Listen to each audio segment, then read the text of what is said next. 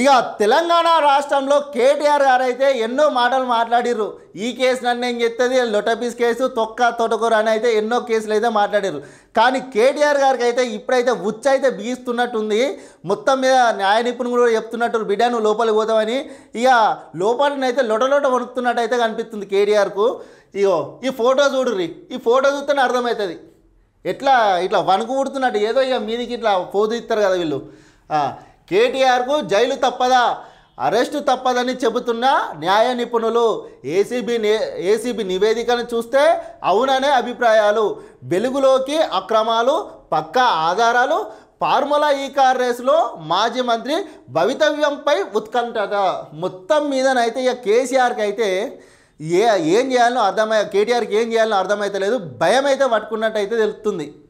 ఇక ఏం చేసినా నేను లోపలికి పోయేటట్టున్నా అని చెప్పి ఇడేడా ఏసీబీ నివేదికను చూస్తే అవుననే అభిప్రాయాలు వెలుగులోకి వస్తున్నాయి. న్యాయ నిపుణులు కూడా అదే మాట చెప్తున్నారట. ఈయన పని అయిపోయినట్టే ఉంది ఇక కేటీఆర్కు. ఏదో మీదికి ఇట్లా మాట్లాడతారు, ఈ కేసు నన్ను ఏం చేస్తుంది, ఆ కేసు లొటపీసు ఇదని మాట్లాడతారు కదా, గిట్ల ఉంటుంది. లోపల తలుగుతుంటేనే అట్లా భయం అవుతుంది. ఫార్ములా ఈ కార్ రేసులో BRS working president KTR arrest కావడం తప్పదా. మొత్తం మీదనైతే ఫార్ములా ఈ కార్ రేసులో కేసీఆర్కి అయితే అరెస్టు తప్పదా, నేను ఏం చేయాలని అయితే ఇంకా ఆలోచనలు అయితే పెట్టుకున్నట. ఇక ఆ కేసు పూర్తిగా వెలువడేసరికి అయితే కేటీఆర్ గారు మరి ఏం చేస్తాడు. అప్పుడు కూడా ఏంది అంటుండు కదా, కొన్ని ప్రెస్ మీట్లలో అంటాడు కదా, గా కేసు నన్ను ఏం చేస్తుంది, నన్ను అరెస్ట్ చేసే దమ్ము ఉందా. నిన్న కూడా ఒక దాంట్లో ఏదో పత్రికలు వచ్చింది, నన్ను అరెస్ట్ చేసే దమ్ము వీళ్ళకు ఉందా అని మాట్లాడిండు.